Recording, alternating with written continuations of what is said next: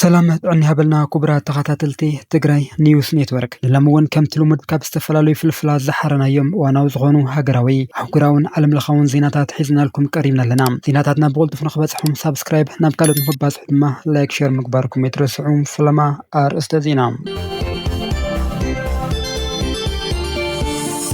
لعلي 4,900 ህጻናት ትግራይ ካብ ማዕደ ትምህርቲ ርሒቆም ልዕሊ 400,000 ህጻናት ድማ ካብ መርበቶም ተመዛቢሎም ይነብሩ ከም ዘለው ተገሊጾም ትግራይ ካለ ጎንጽ ናይ ምሽካም ዓቅሚ የብላን ክብል ነበር አባል ካቢኔ ትግራይ ፕሮፌሰር ግንዳያ ገብረህይወት ተዛሪቦም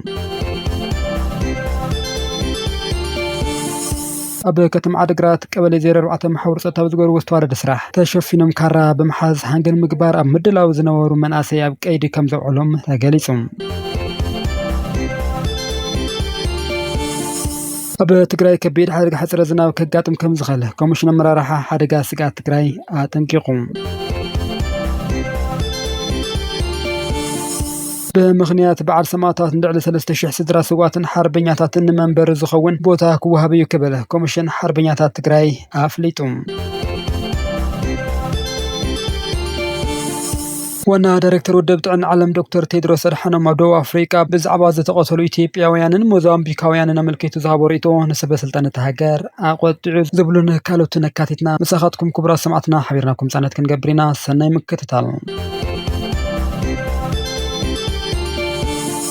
لعلي 4,900 ህጻናት ትግራይ ካብ ማዕደ ትምህርቲ ርሒቆም ልዕሊ 400,000 ህጻናት ድማ ካብ መረበቶም ተመዛቢሎም ይነብሩ ከም ዘለው ተገሊጾም ቢሮ ማሕበራዊ ጉዳይን እግሪ ምትካልን ትግራይ ምስ መዳርክቲ ኣካላት ብምትሕባር ዝተዳለወ ድሕነቱን ጽሬቱን ዝተሓለወ ከባቢ ንኹሎም ህጻናት ብዝብል መሪ ሓሳብ መድረኽ ዓለም ለኸ መዓልቲ ህጻናት ተኻይዱ እዚ በዓል እንትነኽብር ህጻናት ኣደዳ ሕማምን ጥሜትን ኮይኖም ልዕሊ 4,900 ህጻናት ትግራይ ካብ ማዕደ ትምህርቲ ርሒቆም ልዕሊ 400,000 ህጻናት ድማ ካብ መረበቶም ተመዛቢሎምን ኣብ ዝተፈላለዩ ጸገማት ወዲቖም ከም ዝርከቡ ኣፈ ጉባኤ ፓርላማ ህጻናት ትግራይ ተማሃሪት ልዋም ካሕሳይ ገሊጻ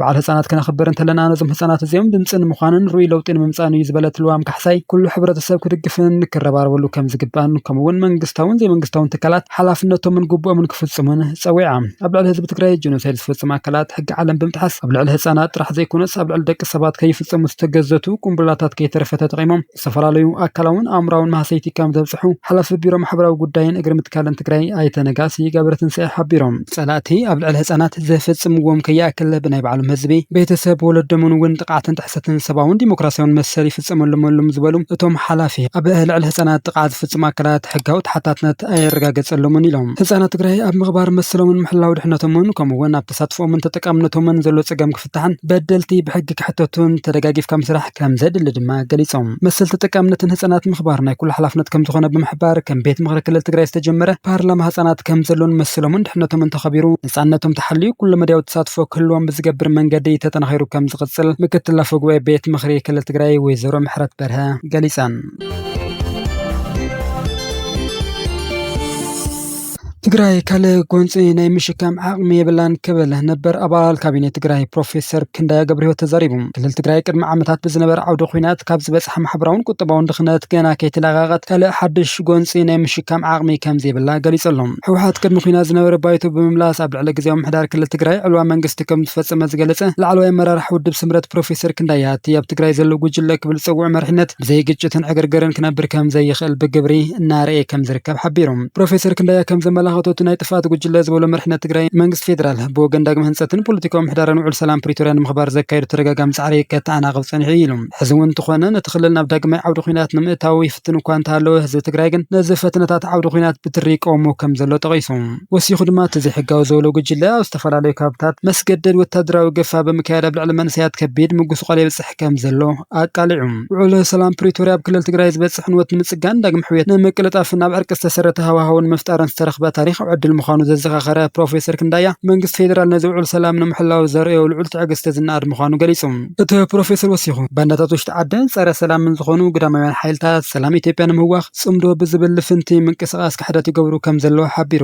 ዝምንቅስቃስ ጥፋት ዘባው ሰላም ምዝባዕ ዘስዕብ ምዃኑ ዝተፈላለዩ ሃገራት ዘባውን ኣህጉራውን ዓለም ለኸው ትከላት እንተላይ መሻርክቲ ልምዓት ብሓባር ክኹንን ወጽኑዕ መርገጽ ክወሰደሉን ጻውዒት ተቕሪቦም መጻዕድ ኢትዮጵያ ብሰላም ዝተመስረተ ምዃኑ ዝገለጸ ፕሮፌሰር ክንዳያ ክልል ትግራይ ዘለው ዘይተፈትሑ ፖለቲካውን ምሕዳራውን ጉዳያት በሰላማዊ ዘተ በሕገ መንግስታውን ዲሞክራሲያውን መንገድ ድንበር በመዳይ ወታደራዊ ስጉምታት ክፍትሑ ከም ዘይኽእሉ ኣተሓሳሲቦም أبا كتم عدقرات قبلي بعد 4 محاور ጸጥታ بزغور واستوارد ስራሕ ተሸፊኖም መካራ ሒዞም ሃንገን ምግባራ ምድላውን ሃለው ኣብ ትሕተ غይር ዝዓሉ መናእሰይ ከም ዘለዎ ፍሊጦም ኣብ ከተማ ዓድግራት ቀበሌ 04 ሓለዋ ብምግባር 773 ካራን ተታሒዙ ብዕለት 7 ወርሒ 10 2018 ዓ.ም ከምኡውን ብዕለት 8 ወርሒ 10 2018 ዓ.ም ለይቲ ኣብ ከተማታት ዓድግራት ቀበሌ 04 ቀጠና 1-6 ኣብ ናይ ስጋት ቦታ ጸልማት ጉልባብ ገይሮም ገጾም ተሸፊኖም ጸሊም ክዳን ተኸዲኖም ዝኸትሩ 973 ካራን ሒዞም ቅድሚ ገበን መፍጻሞም መደብያ ሓለዋ ብምግባር ኣብ ቁጥጥር ሙዓሎም ተሓቢሮም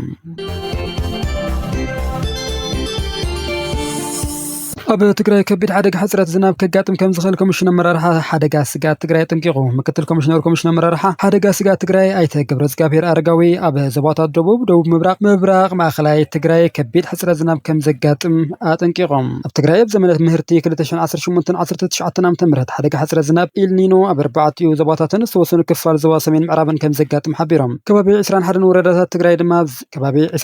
ወረዳታት ትግራይ ድማ ኣብ ኣዝዩ ሓደገኛ ዝበሃል ብርኪ ሕጽረት ዝናብ ከም ዘጋጥመን ገሊጸሎም ከምዚ ዓይነት ኩነታት ዝፍጠር ክፋል ትሮፒካል ሰላማዊ ውቅያኖስ ከመውቕ እንተሎ ምዃኑ ድማ ገሊጾም ነስዒቡ ሰብን እንስሳትን ዝመሓላለፉ ሓደገኛ ዝበሃል ሕማማት ከጋጥሙ ከም ዝኽእሉ እውን ኣጠንቂቖሎም እቲ ኮሚሽን ኣብዚ ዛዕባ ትኹረት ገይሩ ምስ ዓለም ለኻውን ውሽጣውን ዓድን ዘይመንግስታውን ትካላት ግብርቲ ስናይን ከምኡ ድማ ዝምልከቶም ኣካላት ኣመራርሓ ሰብን ሞያን ኣብያተ ዕዮን ትግራይ ዘትየሎም ስለዚ ምቁራጽ ዝናብ ከጋጥም ኣብ ዘኽእለሉ ኩነታት ስለዘለና ቀልጢፎም ክበጽሑ ዝኽእሉ ኣዝራእቲ ምሽፋን ከም ዘድሊ ምክትል ኮሚሽነር ኣመራርሓ ሓደጋ ስጋት ትግራይ ኣይተ ገብረዝጋብሔር ኣረጋዊ ገሊጾም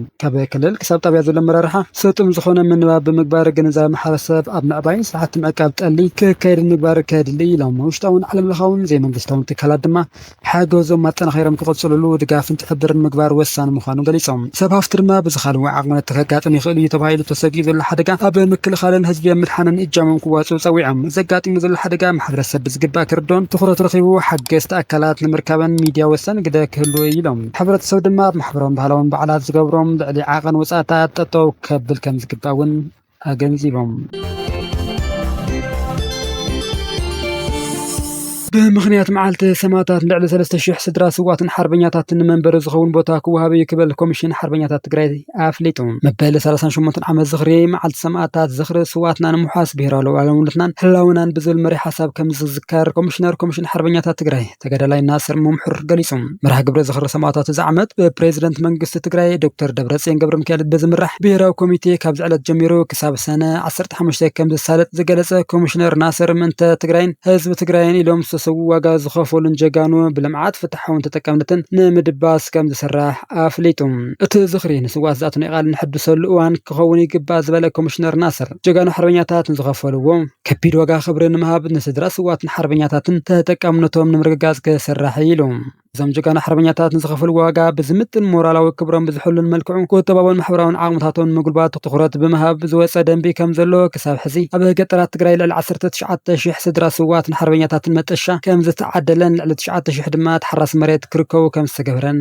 ኣረዲዮም ኣብ ከተማታት ልዕሊ 41000 ስድራ ስዋትን ሓርበኛታትን ዕድላ መንበሪ ቦታ ከም ዝተኻየደ ዝገለጸ ተጋዳላይ ናስር ኣብ ከይዲ ፈጻጽሙ ክፍተታት ክህሉ ከም ዝኽእሉ ክትትል ከም ዘድልዮን ኣብሪሁ ብምክንያት በዓል ሰማዕታት ዝዓመት ክሳብ 30 2018 ዓ.ም ኣብ ዘሎ ግዜ ልዕሊ 3000 ስድራ ስዋት ሓርበኛታት መንበሪ ቦታ ከም ዝወሃበ ገሊጹ ጉዳት ሓርበኛታት ንምሕካም ይግበር ዘሎ ርብርብ ካብቲ ዘሎ በርቱዕ ክቐጽል ኩሎም ሓርበኛታት ክሕከሙ ኩሉ ትግራዋይ እጃሙ ንኽዋጻእ ዝፀውዐ ኮሚሽነር ናስር መዓልቲ ሰማዕታት ንዝክር ከም ህዝቢ ሉዓላውነትናን ህላውና ንምሓስ ብውዳውን ሓበራዊ ዓቕምታትን ብምዕቃብ ክኸውን ይግባእ ኢሉ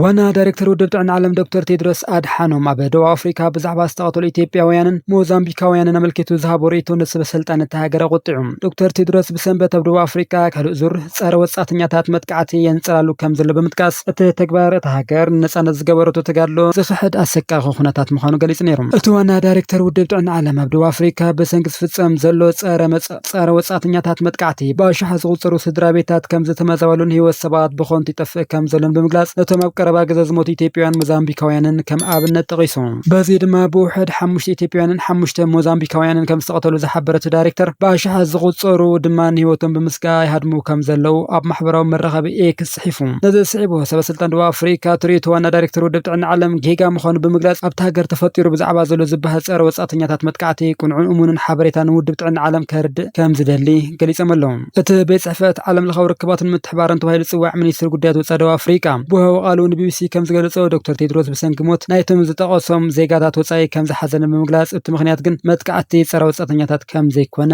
ኣተሓሳሲቦም እቲ በዓል ስልጣን ምኽንያት ሞት ናይቶም ኢትዮጵያውያንን ሞዛምቢካውያንን ጸረ ወጻእተኛታት መጥቃዕቲ ከም ዘይኮነ ብምግላጽ ሞት ናይቶም ኢትዮጵያውያን ምስ ዝተወደበ ገበን ዝተኣሳሰረ ምዃኑ ናይቶም ሞዛምቢካውያን ድማ ገና ኣብ መርመራ ከም ዘሎ ኣፍሊጡ ዶክተር ቴድሮስ ነቲ ኣብ ደቡብ አፍሪካ ዝተገብረ ስርዓት ኣፓርታይድ ዓለታዊ ኣፈላላይ ንምፍራስ ሃገራት ኣፍሪካ ብሓባር ከም ዝቆማ ብምግላጽ ኢትዮጵያ ንማንዴላ ብምድጋፍ ፓስፖርት ብምሃብ ኣብታ ክፍሊ ዓለም ክንቀሳቐስ ከም ዝገበረት ካልኦት ሃገራት እውን ብተመሳሳሊ ብዝተፈላለዩ መንገድታት ድጋፍ ከም ዝሃባ ኣዘኻኺሮም እቲ ዋና ዳይሬክተር ቀጺሉ ዘይምርዳእትን ቅሬታታትን ብጀምላዊ ጎንፅን ህዝባዊ መጥቃዕትን ዘይኮነስ ብስርዓትን ሕግን ብልዕልና ሕግን ጥራይ ይፍታሕ ክረክብ ዝግባእ ብማል ኣብ ልዕሊ ስደተኛታት ዝረአ ዘሎ ስእሊ ደው ክብል ንድሕነቶም ሓልዋ ክግበረሎምን ሰብኣዊ ሓልዮት ክኽበርን ፀውዒት ኣቕሪቦም ኣብ ዝሓለፉ ሰሙናት ኣብ ደቡብ አፍሪካ ጸረ አፍሪካውያን ስደተኛታት ስምዒታት ብግህዶን ብተዘዋውርን ክንጽባረቕ ጸኒሑ እዩ መንግስቲ ነቶም ሕጋዊ ፍቃድ ዘይብሎም ስደተኛታት ክቆጻጸር ዝሓቱ ሰፊሕ ሰላማዊ ሰልፍታት ኣብ መላእ ሃገር ተኻይዶም እዮም ብተወሳኺ እውን ኣብ ልዕሊ ወጻእተኛታት ዝዓለመ መጥቃዕትታት ከም ዝተፈጸመ ዝሕብሩ ጸብጻባት ክመጹ ጸኒሖም እዮም ይኹን እምበር ምዞም መጥቃዕትታት ተታሒዙ ዝርዝር ሓበሬታን